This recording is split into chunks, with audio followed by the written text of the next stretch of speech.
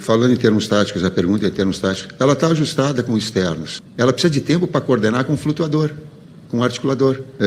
Precisa de tempo para ajustar a flutuação do flutuador, para passagem, para sincronia, para o movimento que daqui a pouco o adversário... Então, uma já tem dominada, a outra precisa de tempo para ser ajustada. É isso mesmo, o Tite admitiu que o Flamengo hoje joga melhor com pontas, que a equipe já está coordenada para atuar dessa forma desde o ano passado. O que é verdade e corrobora com muita coisa que a gente fala aqui e também no clube de membros. Lembrando a você que membros do canal do Falso 9 têm acesso à transmissão tática de todos os jogos e também acesso ao chat, que é a maior comunidade aí que fala sobre tática em Flamengo que a gente tem no WhatsApp. Então a gente precisa abordar isso aprofundado aqui nesse vídeo, que vai falar um pouco sobre a diferença do Flamengo dos pontas para o Flamengo do De La Cruz como esse, entre aspas, flutuador, né? E o próprio Tite também usou o exemplo ao longo da coletiva, falando do Jadson, né? Jogador ex-Corinthians, que jogou com ele em 2015, como esse flutuador que a gente fala abertamente sobre isso há muito tempo, desde a chegada do Tite. Ele corroborou ali com a nossa análise durante a sua coletiva. Então, vamos falar sobre isso aqui nesse vídeo, falando sobre tática sem tatiqueio. O Flamengo dos pontas tem uma coordenação entre Nico de la Cruz, Wesley e Luiz Araújo muito mais bem definida. Esses caras sabem melhor como formar esses triângulos e o canal de ataque que cada um tem que formar. Além disso, o Luiz Araújo é um pouco mais agressivo, um pouco mais vertical, como no lance do drible que gerou a assistência. Mas o principal é isso que vocês vão ver aqui. As opções de dinâmica são mais simples, são mais limitadas. Todos os jogadores sabem que o Luiz é um canhoto jogando pela direita, que vai cortar para dentro muitas vezes, que se não cortar para dentro, vai cortar para fora. Então, o Wesley, que vem atrás, vai seguir normalmente a setinha branca, que é, se o Luiz seguir a setinha branca dele e cortar para dentro, ele vai ultrapassar por fora, mas se o Luiz usar a setinha vermelha, ele vai acelerar por dentro. Da mesma forma o De La Cruz.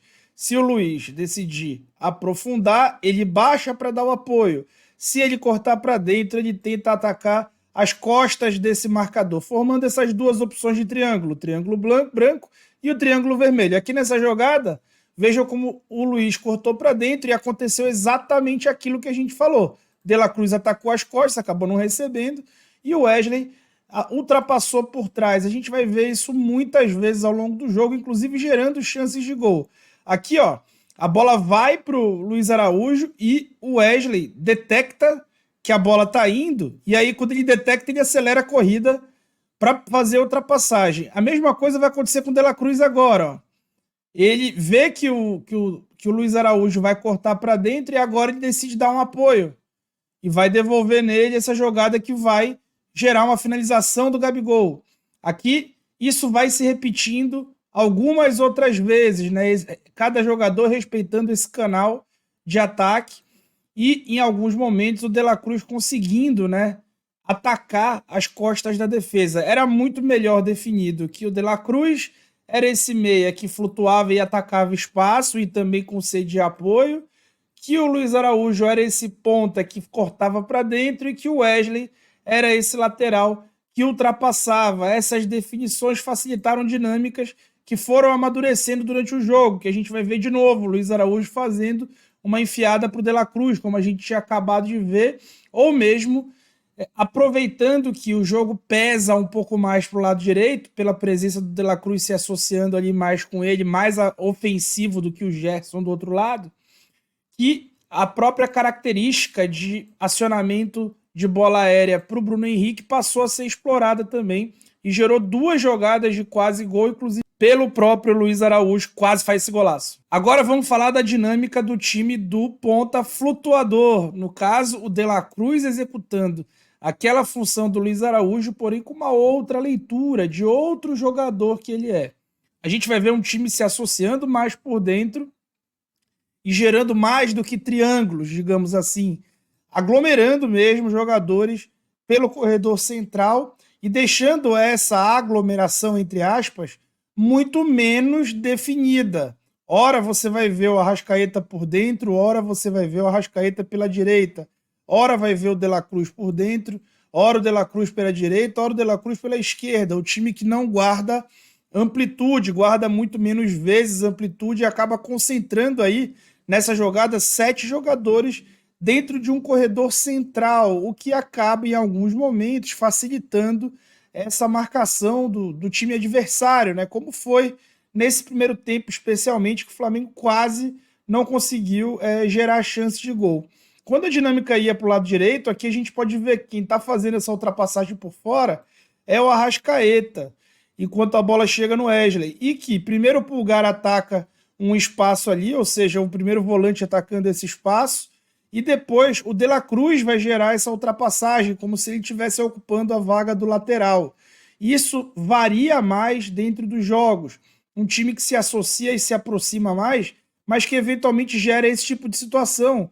3 jogadores dentro de um espaço muito curto, que foi resolvido com a inventividade ali do De La Cruz. Mas esse tipo de situação, notem que fora desse círculo que eu destaquei, não tem ninguém. Ou seja, poderia um desses 3 jogadores estar ocupando esse espaço e gerando uma dinâmica de maior liberdade. Aí acabou dando certo, porque o De La Cruz conseguiu sair da marcação, mas não é tão indicado assim você juntar tanta gente assim na zona da bola, né? Isso gera uma complexidade muito maior dos movimentos e uma liberdade, né? Uma indefinição muito maior também, né? Menos definições ali específicas, como a gente mostrou, que geram uma espécie de improviso, digamos assim, que vai demandar de muito mais entrosamento para dar certo. Indo para uma imagem aqui que vai deixar muito claro, a gente mostra primeiro o De La Cruz no jogo contra o Vasco, que ele jogou como esse cara flutuador. Vejam como no corredor lateral, dividindo o campo em 5 faixas longitudinais aí, simbolizadas nessa linha tracejada vermelha, vejam como o De La Cruz tem uma atuação muito mais abrangente no campo todo, mas que o principal foco dele acaba ficando nesse meio espaço que a gente chama, nesse corredor entre o corredor central e o corredor lateral. Porque, por característica, ele vai levar a bola para dentro, mais flutuando, mais trocando de posição, mais ocupando espaço que já está sendo ocupado pelo meia. E veja aqui como ele ocupa mesmo essa faixa central muitas vezes, e que também ocupa o corredor lateral. Quando a gente vai para do Luiz Araújo, a gente vê outro tipo de análise. A gente vê, primeiro, uma concentração muito maior na zona ofensiva e até passando a linha da área ali, mais do que o último terço, né? Fechando em último terço. Ele está muito mais em último terço aqui, mas especialmente dentro desse último terço, ele está muito mais, já mais próximo da linha de fundo e basicamente se limita ao corredor lateral. Isso gera uma definição menos complexa para ele e para os companheiros. Mas o Tite, ele optou pelo caminho mais difícil, o que eu acho louvável. Ele, muito claramente, quer fazer dar certo o De La Cruz como esse flutuador. Se o Flamengo estivesse jogando a Libertadores agora e a final da Libertadores fosse no fim de semana, eu acho que muito provavelmente ele entraria com o sistema de pontas.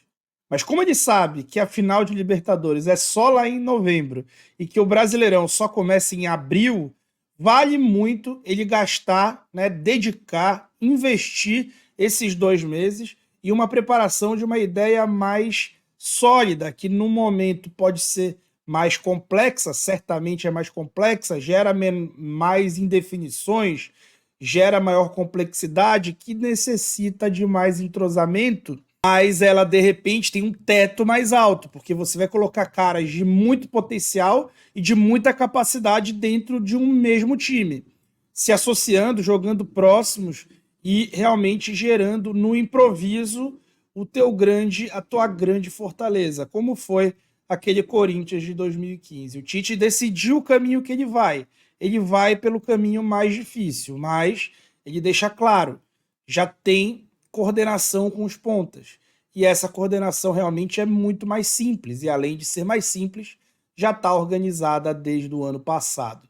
Resta saber se o Luiz Araújo continuar jogando bem, ele vai fazer isso. Entre o ponta esquerdo, ele vai preferir o Cebolinha, o Bruno Henrique, ou de repente ele está disposto a inverter essa dinâmica e colocar o Gerson pela esquerda, ou o próprio Luiz Araújo, ou o próprio De La Cruz pela esquerda, como jogou na temporada de 2019 pelo River Plate. Cenas dos próximos capítulos que o Tite talvez tenha uma ideia do que quer, mas talvez nem ele saiba exatamente o caminho que vai seguir, tendo em vista que a gente está no momento prematuro da temporada, onde é bom fazer investimentos. O Tite fez os dele.